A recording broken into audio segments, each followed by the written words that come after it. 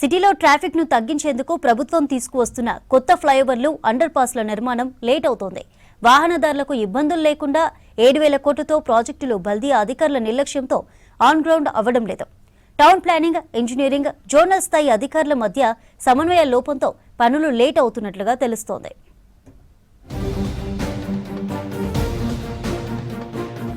Hyderabad city innovative and transformative infrastructure లో భాగంగా చేపట్టిన పనులు స్లోగా జరుగుతున్నాయి. హెచ్సిటీ పనులకు సీఎం రేవంత్ రెడ్డి గతేడాది డిసెంబర్లో శంకుస్థాపన చేసిన ఒక్క ప్రాజెక్టు పనులు ప్రారంభం కాలేదు. బల్దియాలోని టౌన్ ప్లానింగ్, ఇంజనీరింగ్ అధికారుల మధ్య సమన్వయ లోపమే దీనికి ప్రధాన కారణమని తెలుస్తుండగా ఉన్నత అధికారులు ఒకరిపై ఒకరు సాకులు చెబుతూ కాలం గడుపుతున్నారు. పనుల్లో ఆలస్యంపై ఇటీవల జరిగిన రివ్యూ మీటింగ్ లో సీఎం తీవ్ర అసంతృప్తి వ్యక్తం చేశారు. పనులు ఆన్ గ్రౌండ్ అవ్వకపోవడంపై బల్దియా ప్రాజెక్టు చీఫ్ ఇంజనీర్ పై సీరియస్ అయ్యారు. హెచ్ఎండిఏ చేపడుతున్న paradise dairy farm elevated corridor పనులు మొదలైన జీహెచ్ఎంసీ చేపడుతున్న హెచ్సిటీ పనులు ఎందుకు మొదలు కాలేదని సీఎం రేవంత్ ఇంజనీర్లపై అసహనాన్ని వ్యక్తం చేశారు.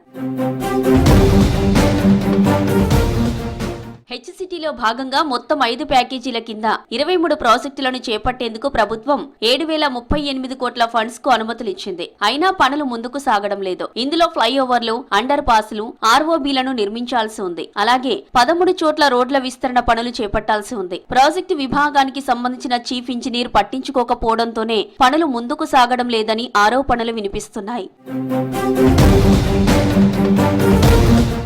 హెచ్సిటీ పనుల్లో భాగంగా నిత్యం రద్దీగా ఉండే కేబీఆర్ పార్కు చుట్టూ సిగ్నల్ రహిత ప్రయాణాన్ని అందుబాటులోకి తెచ్చేందుకు 1,090 కోట్లతో 6 స్టీల్ ఫ్లైఓవర్లు, 6 అండర్ పాస్లు నిర్మించాలని నిర్ణయించారు. భూసేకరణకు పలువురు రాజకీయ, సినీ ప్రముఖుల ఆస్తులకు జీహెచ్ఎంసీ మార్కింగ్ చేసింది. అయితే ఇప్పటికీ భూసేకరణ కొలిక్కి రావడం లేదు.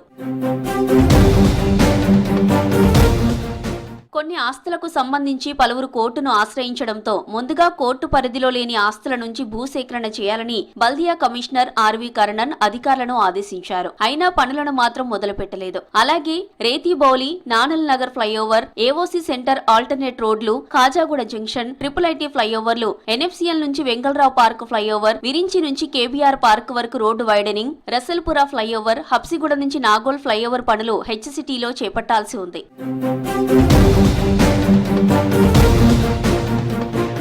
హెచ్సిటీ ఎస్ఆర్డీపీ ప్రాజెక్టుల డిజైన్స్, టెక్నాలజీని పరిశీలించేందుకు ఇన్హౌస్ డిజైన్ వింగ్ ఏర్పాటు చేస్తూ 2 నెలల క్రితం బల్దియా కమిషనర్ ఉత్తర్వులు ఇచ్చారు. ఎస్ఈ నేతృత్వంలో 10 మందితో డిజైన్ వింగ్ లో సీనియర్ ఇంజనీర్లతో పాటు ప్రతిష్టాత్మక ఐఐటి, ఎన్ఐటిలో చదివిన జీహెచ్ఎంసీ ఇంజనీర్లకు చోటు కల్పించారు. ఈ ప్రత్యేక విభాగం ప్రాజెక్టు చీఫ్ ఇంజనీర్ నియంత్రణలో పనిచేయాల్సి ఉంది. ప్రైవేట్ కన్సల్టెంట్ల సహాయం లేకుండా జీహెచ్ఎంసీ ఇంజనీరింగ్ అధికారులే స్వయంగా ప్రాజెక్టుల డిజైన్లు చేపట్టాల్సి ఉంది. దీనివల్ల ప్రైవేటు వ్యక్తులపై ఆధారపడకుండా ఉండడంతో పాటు జీహెచ్ఎంసీకి కొంత ఖర్చు కూడా తగ్గుతుంది. కానీ ఈ వింగ్ ఏర్పాటు చేసిన డిజైన్లు రూపొందించేందుకు నేటికి బయటి వారినే ఆశ్రయిస్తున్నారు.